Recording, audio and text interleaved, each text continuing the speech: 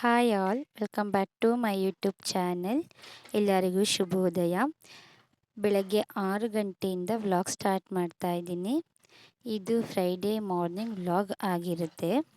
ಬೆಳಗ್ಗೆ 6 ಗಂಟೆಯಿಂದ ಮಧ್ಯಾಹ್ನ 3 ಗಂಟೆವರೆಗೂ ನನ್ನ ದಿನಚರಿನ ಶೇರ್ ಮಾಡ್ಕೊಳ್ತಾ ಇದ್ದೀನಿ.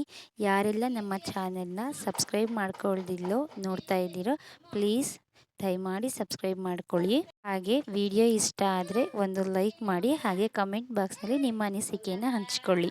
ನಮ್ಮದು ಅಂಗಡಿ ಮತ್ತು ಮನೆ ಒಂದೇ ಕಡೆ ಇರೋದ್ರಿಂದ ಎರಡೂ ಕಡೆ ಒಂದೇ ಸಲ ಕ್ಲೀನ್ ಮಾಡ್ಕೊಳ್ತೀನಿ. ಮುಂದೆಗಡೆ ಅಂಗಡಿ ಇದೆ, ಹಾಗೆ ಹಿಂದೆ ಮನೆ ಇದೆ. ನಾನು ಈಗ ಅಂಗಡಿ ಕಸನೆಲ್ಲ ಗುಡಿಸಿ ಮನೆ ಕಸನ ಗುಡಿಸ್ಕೊಳ್ತಾ ಇದ್ದೀನಿ. ಅಷ್ಟರಲ್ಲಿ ಬೆಳಗಾಗೋಗಿತ್ತು. ನಾನು ಓಣಿ ಕೂಡ ತೊಳ್ಕೊಳ್ತಾ ಇದ್ದೀನಿ. ಈಗ ನೆಕ್ಸ್ಟು ಒಳಗಡೆನೆಲ್ಲ ಒರೆಸ್ಕೋಬೇಕು ಅಷ್ಟೇ. ರೋಡ್ ಸೈಡ್ ಇರೋದ್ರಿಂದ ತುಂಬಾ ಧೂಳು ಕಸ ಎಲ್ಲ ಬಂದು ಒಳಗಡೆ ಇರುತ್ತೆ. ಸೊ ಡೈಲಿ ತೊಳ್ಕೊಂಡ್ರೂ ಕಮ್ಮಿನೇ.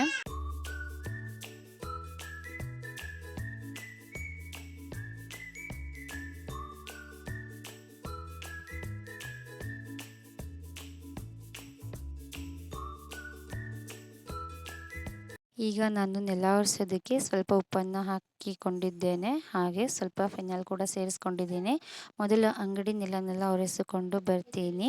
ಆದಮೇಲೆ ಮನೆ ಕೂಡ ಒರೆಸ್ಕೊಂಡು ಕ್ಲೀನ್ ಮಾಡ್ಕೊಳ್ತೇನೆ.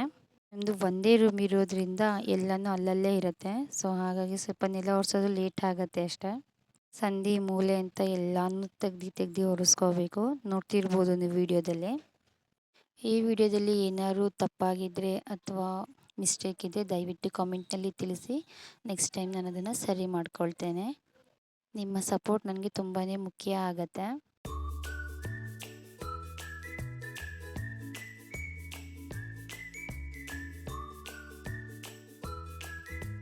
ಈಗ ಮನೆಯೆಲ್ಲ ಒರೆಸ್ಕೊಂಡಿದ್ದಾಯಿತು. ಒಂದು ಚೆಂದಾಗಿರೋ ಒಂದು ರಂಗೋಲಿಯನ್ನು ಹಾಕೊಳ್ಳೋಣ ಬನ್ನಿ. ಇಲ್ಲಿ ಹೆಚ್ಚಾಗಿ ಜಾಗ ಇಲ್ಲದಿರೋದ್ರಿಂದ ಪುಟ್ಟ ರಂಗೋಲಿನ ಹಾಕೋಬೇಕು.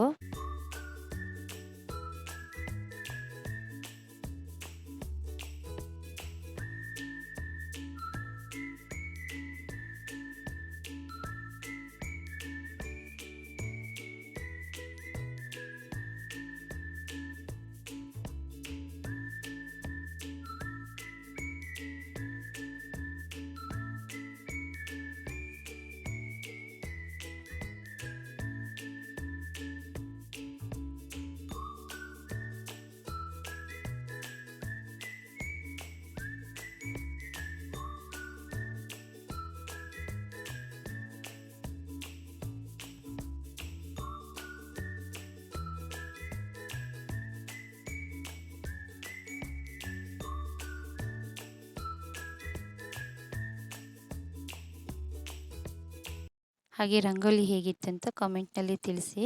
ನೆಕ್ಸ್ಟು ನಾನು ಸ್ನಾನಕ್ಕೆ ಹೋಗಬೇಕು. ಮಗಳನ್ನ ಮಂಚದ ಮೇಲೆ ಬಿಡೋದಕ್ಕೆ ಆಗೋದಿಲ್ಲ. ಆಲ್ರೆಡಿ 2 ಸಲ ಬಿದ್ದಿದ್ದಾರೆ. ಸೊ ಅದಕ್ಕೆ ಅವರನ್ನು ತೊಟ್ಟಿಲಲ್ಲಿ ಹಾಕಿ ಹೋಗ್ತಾಯಿದ್ದೀನಿ. ನನ್ನ ಹಸ್ಬೆಂಡ್ ಅಂಗಡಿಯಲ್ಲಿ ಇರ್ತಾರೆ, ಅವಳ ಹತ್ರ ಕೇಳಿಸೋದಿಲ್ಲ. ಅದಕ್ಕೆ ತೊಟ್ಟಿಲಲ್ಲಿ ಹಾಕೋಗ್ತೀನಿ. ಅವ್ರು ಅಕಸ್ಮಾತ್ ಎದ್ದರು ಅಂದ್ರೂ ತೊಟ್ಲಿಂದ ಎದ್ದು ನಿಂತ್ಕೊಳ್ತಾರೆ ಅಷ್ಟೇ. ಅದು ಬಿಟ್ಟರೆ ಮತ್ತೇನು ಮಾಡೋದಿಲ್ಲ. ಸೊ ನನ್ನ ಹಸ್ಬೆಂಡು ತುಂಬಾ ಬಟ್ಟೆ ಇತ್ತು ಅಂತ ವಾಷಿಂಗ್ ಮಿಷಿನ್ಗೆ ಹಾಕ್ಕೊಳ್ತಾ ಇದ್ದೀನಿ. ಈಗೆಲ್ಲ ಬಟ್ಟೆನ ಹಾಕೋಗ್ತೀನಿ, ಆಮೇಲೆ ಲಿಕ್ವಿಡ್ ಹಾಕಿ ವಾಶ್ಗೆ ಹಾಕ್ತೀನಿ. ಇಲ್ಲಾಂದರೆ ಮಷಿನ್ ಸೌಂಡಿಗೆ ಅವ್ರು ಬೇಗ ಎದ್ದು ಬಿಡ್ತಾರೆ.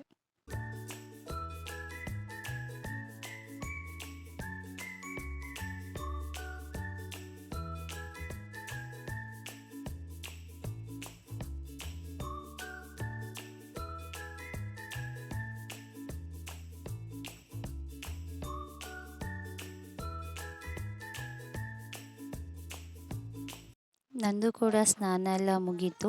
ಈಗ ಕ್ರೀಮ್ನ ಹಚ್ಕೊಂಡು ದೇವ್ರ ಪೂಜೆ ಮಾಡೋದಕ್ಕೆ ಹೋಗಬೇಕು. ಇವತ್ತು ಶುಕ್ರವಾರ ಆಗಿರೋದ್ರಿಂದ ತುಂಬ ಪೂಜೆ ಲೇಟ್ ಆಗುತ್ತೆ. ಎಲ್ಲನೂ ದೇವ್ರ ಸಮಯ ತೆಗ್ದು ತೊಳ್ಕೋಬೇಕು. ನಾನು ಕಳಸ ಏನು ಇಟ್ಟಿಲ್ಲ, ಬರೀ ದೀಪ ಚೊಂಬು ಅಷ್ಟೇ. ಸೊ ದೇವ್ರ ಮನೆಯೆಲ್ಲ ಸ್ವಲ್ಪ ಗೋಮೂತ್ರ ಹಾಕಿ ಫೋಟೋ ದೇವ್ರ ಸ್ಟ್ಯಾಂಡ್ ಎಲ್ಲ ಕ್ಲೀನ್ ಮಾಡ್ಕೊಳ್ತೀನಿ. ಪ್ರತಿ ಶುಕ್ರವಾರ ಹೀಗೇ ಇರುತ್ತೆ.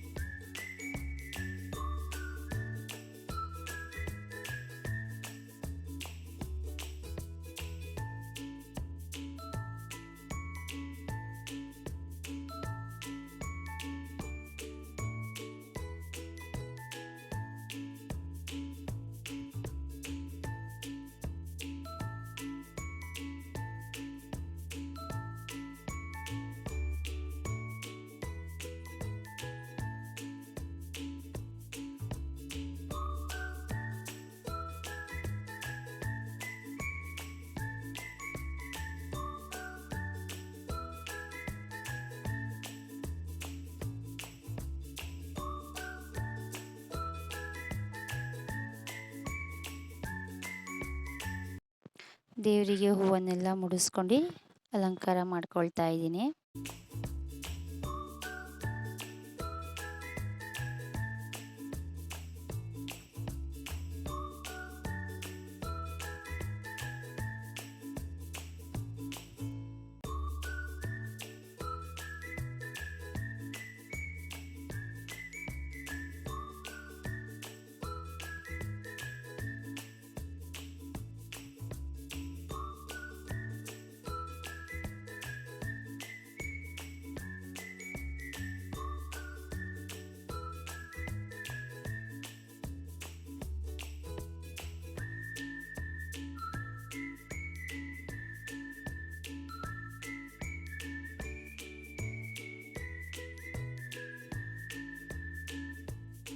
ಸೊ ನಾನು ನೈವೇದ್ಯಕ್ಕೆ ಇಲ್ಲಿ ಬಾಳೆಹಣ್ಣಿನ ರಸಾಯನನ ಮಾಡ್ಕೊಳ್ತಾ ಇದ್ದೀನಿ.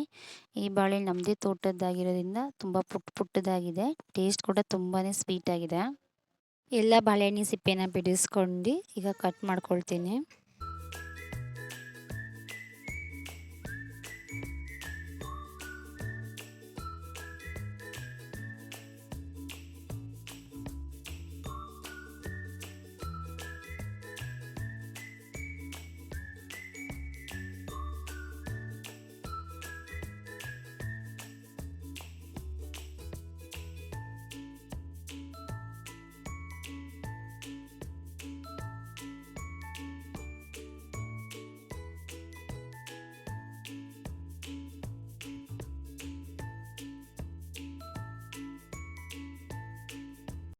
ಸ್ವಲ್ಪ ಸಕ್ಕರೆನ ಸೇರಿಸ್ಕೊಂಡು ಹಾಗೆ 2 ಸ್ಪೂನ್ ತುಪ್ಪ ಕೂಡ ಸೇರಿಸ್ಕೊಳ್ತಾ ಇದ್ದೀನಿ. ಇದನ್ನು ಚೆನ್ನಾಗಿ ಮಿಕ್ಸ್ ಮಾಡ್ಕೊಂಡು ನೈವೇದ್ಯಕ್ಕೆ ಇಟ್ಕೊಳ್ತೀನಿ. ಸೊ ಫೈನಲಿ ಪೂಜೆಗೆಲ್ಲ ರೆಡಿ ಆಯಿತು. ಈಗ ಗಂಧದ ಕಡ್ಡಿ ಬೆಳಗಿ ಮಂಗಳಾರತಿ ಮಾಡೋದಷ್ಟೇನೆ.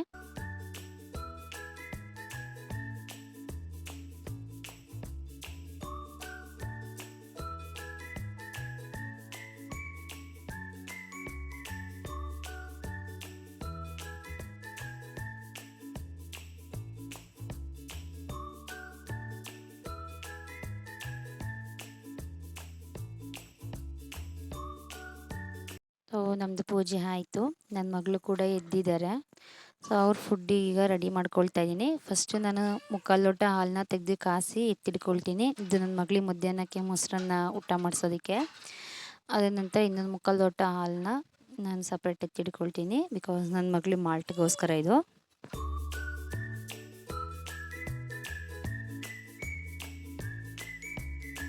ನಾನು ಲೋಟದಲ್ಲಿರೋ ಹಾಲನ್ನ ಕಪ್ಪಲ್ಲಿ ಹಾಕ್ಕೊಂಡು ಮಾಲ್ಟ್ ಪೌಡ್ರನ್ನ ನೆನೆ ಹಾಕೋದಕ್ಕೆ ಇಡ್ತೀನಿ. ಗಂಟಾಗಲ್ಲ ಅಂತ ಅಷ್ಟೇನೆ. ಇಲ್ಲಿ ಹಾಲು ಕೂಡ ಬಿಸಿಯಾಗಿದೆ. ಇದನ್ನ ಎತ್ತಿಡ್ಕೊಳ್ತೀನಿ. ಇದು ಕಂಪ್ಲೀಟ್ ಕೂಲ್ ಆದಮೇಲೆ ನಾನು ಮೊಸರು ಹಾಕ್ಕೊಳ್ತೀನಿ. ಸೊ ಈಗ ನೆನೆಸ್ಕೊಂಡಿರೋ ನಮ್ಮ ಮಗಳು ಮಾಲ್ಟನ್ನ ಪಾತ್ರೆಗೆ ಸೇರಿಸ್ಕೊಂಡು ಮಾಲ್ಟನ್ನ ರೆಡಿ ಮಾಡ್ಕೊಳ್ತೀನಿ. ನಾನು ಇಲ್ಲಿ ನೀರು ಹಾಕ್ಕೊಂಡಿಲ್ಲ, ಆಗ ಸ್ವಲ್ಪ ನೀರನ್ನ ಸೇರಿಸ್ಕೊಂಡೆ, ಇಲ್ಲ ತುಂಬ ಗಟ್ಟಿಯಾಗಿಬಿಡುತ್ತೆ. ಕೈ ಬಿಡಿ ಚೆನ್ನಾಗಿ ಮಿಕ್ಸ್ ಮಾಡಿಕೊಂಡ್ರೆ ಗಂಟಾಗಲ್ಲ, ಇಲ್ಲಾಂದರೆ ಗಂಟಾಗಿ ತಳ ಸೀದೋಗ್ಬಿಡುತ್ತೆ. ಹಾಗೆ ಇಲ್ಲೊಂದು ಚಮಚ ತುಪ್ಪನ ಕೂಡ ಸೇರಿಸ್ಕೊಂಡು ನನ್ನ ಮಗಳು ಫುಡ್ ಕೂಡ ರೆಡಿಯಾಗಿದೆ. ಇದು ಕೂಲ್ ಆಗೋ ಅಷ್ಟರಲ್ಲಿ ನನ್ನ ಮಗಳ ಜೊತೆ ಸ್ವಲ್ಪ ಟೈಮ್ ಸ್ಪೆಂಡ್ ಮಾಡ್ತೀನಿ.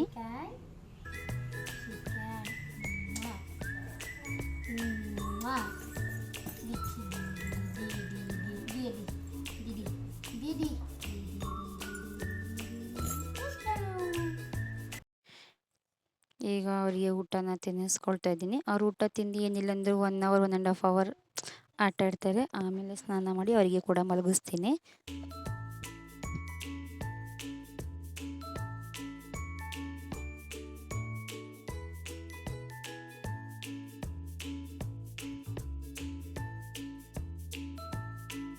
ಸೊ ನಾನು ಆವಾಗಲೇ ವಾಷಿಂಗ್ ಮಿಷಿನ್ಗೆ ಬಟ್ಟೆ ಹಾಕಿದ್ದೆ ಅಲ್ವಾ. ಸೊ ಈಗ ಅದಕ್ಕೆ ಸೋಪ್ನ ಸೇರಿಸ್ಕೊಂಡು ವಾಶ್ಗೆ ಹಾಕ್ಕೊಳ್ತಾ ಇದ್ದೀನಿ. ಅವ್ರು ಮಲ್ಕೊಂಡಿದ್ದಾಗಿಂದ ವಾಷಿಂಗ್ ಮಿಷಿನ್ ಆಮೇಲೆ ಸೌಂಡಿಗೆ ಎದ್ದು ಬಿಡ್ತಾರೆ, ಅದಕ್ಕೋಸ್ಕರ ಆವಾಗಲೇ ಹಾಕಲಿಲ್ಲ ಅಷ್ಟೇ.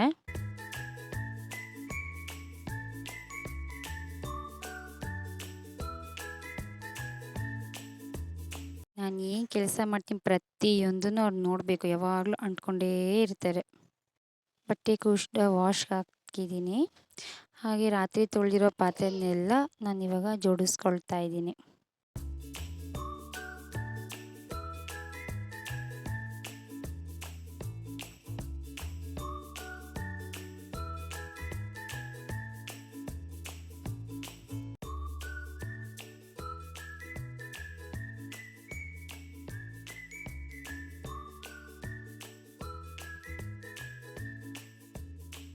ಸೊ ಟೈಮ್ ಆಯಿತು, ತುಂಬ ಪಿರಿ ಪಿರಿ ಮಾಡ್ತಾಯಿದ್ರು. ಹಾಗಾಗಿ ಅವ್ರಿಗೆ ಮಲ್ಕೊಳ್ಳೋಕೆ ಬಿಟ್ಟೆ.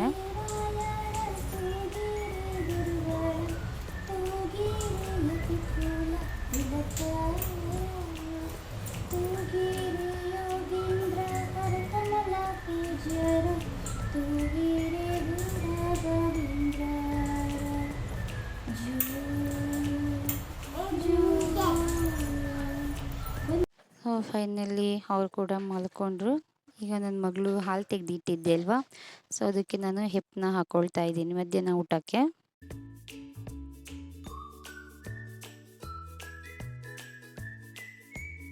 ನಾನು ನಮ್ಮ ಬ್ರೇಕ್ಫಾಸ್ಟಿಗೆ ಮಂಡಕ್ಕಿ ಉಸ್ಲಿನ ಮಾಡ್ತಾಯಿದ್ದೀನಿ. ಇದೇ ರೆಸಿಪಿ ಏನಾದ್ರು ಬೇಕು ಅಂದರೆ ನನ್ನ ಯೂಟ್ಯೂಬ್ ಶಾರ್ಟ್ಸ್ನಲ್ಲಿದೆ, ಹೋಗಿ ಚೆಕ್ ಮಾಡಿ, ಡಿಸ್ಕ್ರಿಪ್ಷನಲ್ಲಿ ಲಿಂಕ್ ಕೊಟ್ಟಿರ್ತೀನಿ.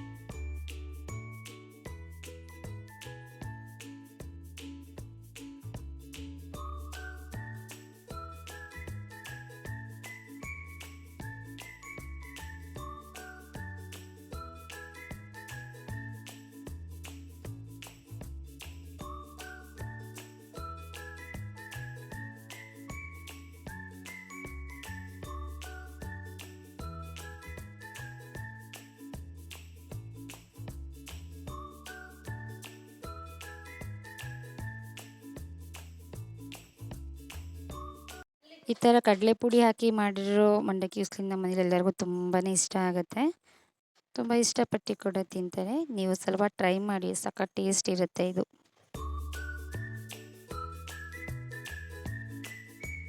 ಜೊತೆಗೆ ದೇವರಿಗೆ ಇಟ್ಟಿರೋ ರಸಾಯನನ ಕೂಡ ಸರ್ವ್ ಮಾಡ್ಕೊಂಡು ಬ್ರೇಕ್ಫಾಸ್ಟ್ನ ಮುಗಿಸ್ಕೊಂಡೆ.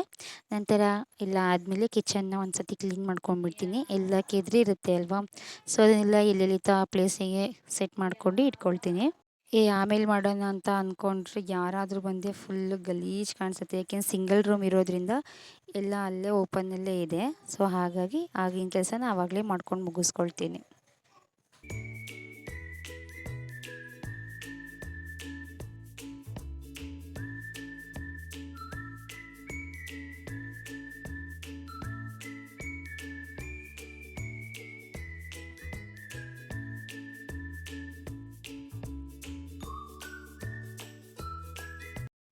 ನನ್ನ ಮಗಳು ಮಲ್ಕೊಂಡ ಎಲ್ಲ ಅಡ್ಡ ಅಡ್ಡ ಇಟ್ಟಿದ್ದೆ. ಸೊ ಬೆಡ್ ಕೂಡ ಎಲ್ಲ ಸೆಟ್ ಮಾಡ್ಕೊಂಡು ಕ್ಲೀನ್ ಮಾಡಿಕೊಂಡೆ.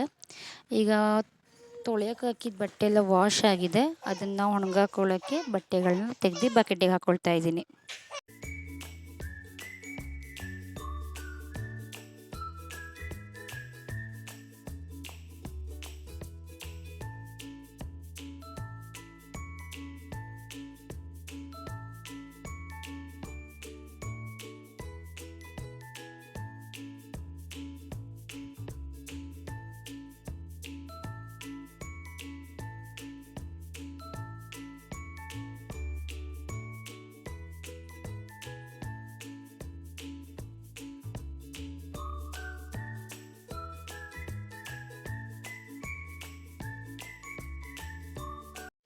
ಬಟ್ಟೆ ಎಲ್ಲ ತಗೊಂಡೋಗಿ ಇಲ್ಲಿ ಆಚೆ ಒಣಗಾಕ್ತಾ ಇದ್ದೀನಿ. ಸಂಜೆ ಅಷ್ಟರಲ್ಲೆಲ್ಲ ಫುಲ್ ಡ್ರೈ ಆಗೋಗ್ಬಿಡುತ್ತೆ. ಮೇಲೆ ಸೀಟ್ ಇರೋದ್ರಿಂದ ಹೆವಿ ಬಿಸಿಲು ಕೂಡ ಇರೋದಿಲ್ಲ, ಗಾಳಿಲೇ ಚೆನ್ನಾಗಿ ಒಣಕೊಳ್ಳುತ್ತೆ.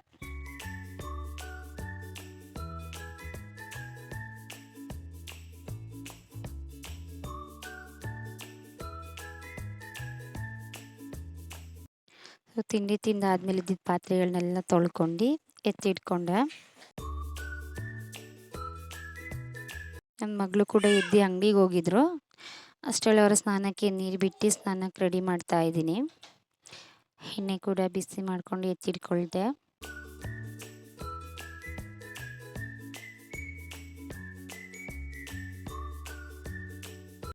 ನನ್ನ ಮಗಳದ್ದು ಕೂಡ ಸ್ನಾನ ಎಲ್ಲ ಆಯಿತು. ಅವ್ರೀಗ ರೆಡಿ ಮಾಡ್ತಾ ಇದ್ದೀನಿ.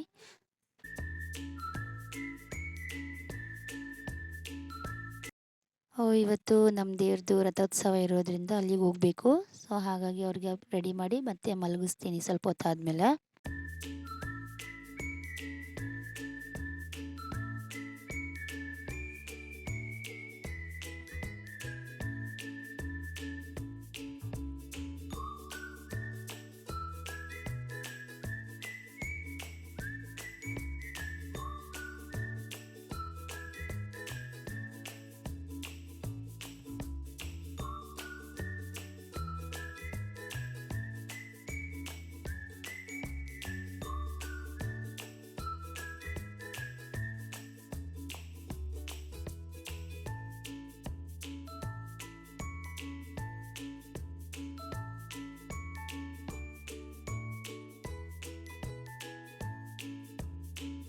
ಇಷ್ಟೆಲ್ಲ ಆಗೋ ಅಷ್ಟರಲ್ಲಿ 1:30 ಆಗಿಯೇ ಹೋಗ್ಬಿಟ್ಟಿತ್ತು. ನಾನು ಕೂಡ ರೆಡಿಯಾಗಿ ನಾನು ನಮ್ಮ ಮನೆ ದೇವರಿಗೆ ಹೋದ್ವಿ. ಇದೇ ನಮ್ಮ ಮನೆ ದೇವರು ಶ್ರೀ ಲಕ್ಷ್ಮೀ ನರಸಿಂಹಸ್ವಾಮಿ ಅಂತ ಭದ್ರಾವತಿಲಿರೋದು. ಯಾರೆಲ್ಲ ಭದ್ರಾವತಿಯಿಂದ ವಿಡಿಯೋ ನೋಡ್ತಿದ್ದೀರೋ ಕಮೆಂಟ್ನಲ್ಲಿ ತಿಳಿಸಿ. ದರ್ಶನ ಎಲ್ಲ ಮುಗಿಸ್ಕೊಂಡು ಅನ್ನದಾನ ಇತ್ತು. ಸೊ ಅನ್ನದಾನಕ್ಕೆ ಕ್ಯೂನಲ್ಲಿ ನಿಂತ್ಕೊಂಡ್ವಿ. ಇದು ತುಂಬ ಹಳೆಯ ದೇವಸ್ಥಾನ ಅಂತ ಎಲ್ಲರಿಗೂ ಗೊತ್ತಿರೋದೆ, ಏನು ಹೇಳಬೇಕಿಲ್ಲ. ಕೊನೆಗೆ ಪ್ರಸಾದ ಕೂಡ ಸಿಕ್ತು, ತಿನ್ಕೊಂಡು ಕೊನೆಯದಾಗಿ ದೇವರ ದರ್ಶನ ಮಾಡ್ಕೊಂಡು ನಾವು ಮನೆಗೆ ವಾಪಸ್ ಬಂದುಬಿಟ್ವಿ. ಮನೆಗೆ ಬಂದು ನನ್ನ ಮಗಳಿಗೆ ಓಟ್ಸ್ನ ಮಾಡಿಕೊಂಡೆ. ಇದು ನೈಟ್ ಕೂಡ ಫುಡ್ ಆ್ಯಕ್ಚುಲಿ. ನಾನಲ್ಲಿ ಪ್ರಸಾದ ತಿಂತಾರೆ ಅಂದ್ಕೊಂಡೆ, ಅವರೇನು ತಿಂದಿಲ್ಲ. ಸೊ ಮನೆಗೆ ಬಂದು ಅವರಿಗೆ ಓಟ್ಸ್ ಮಿಲ್ಕ್ನ ಮಾಡಿಕೊಂಡೆ.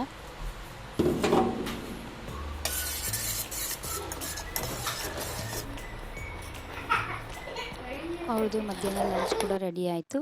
ಲಂಚ್ನ ತಿನ್ನಿಸ್ಬಿಟ್ಟು ಅವರು ಸ್ಲೀಪ್ ಮಾಡ್ತಾರೆ ಇವಾಗ. ಸೊ ಫೈನಲಿ ಇದಾಗಿತ್ತು ನನ್ನ ಫ್ರೈಡೇ ವ್ಲಾಗ್. ಯಾರಿಗೆಲ್ಲ ವ್ಲಾಗ್ ಇಷ್ಟ ಆಯಿತು ದಯವಿಟ್ಟು ಲೈಕ್ ಮಾಡಿ, ಶೇರ್ ಮಾಡಿ, ಹಾಗೆ ಕಮೆಂಟಲ್ಲಿ ನಿಮ್ಮ ಅನಿಸಿಕೆನ ದಯವಿಟ್ಟು ತಿಳಿಸ್ಬೇಕು. ಮುಂದಿನ ವೀಡಿಯೋ ಮಾಡಲಿಕ್ಕೆ ನನಗೆ ಕೂಡ ಹೆಲ್ಪ್ ಆಗುತ್ತೆ, ಏನು ಮಿಸ್ಟೇಕ್ ಆಯಿತು ಅಂತ. Thank you for watching. ಮತ್ತೆ ಸಿಗುವ ಇನ್ನೊಂದು ವೀಡಿಯೋದಲ್ಲಿ. ಬಾಯ್ ಬಾಯ್.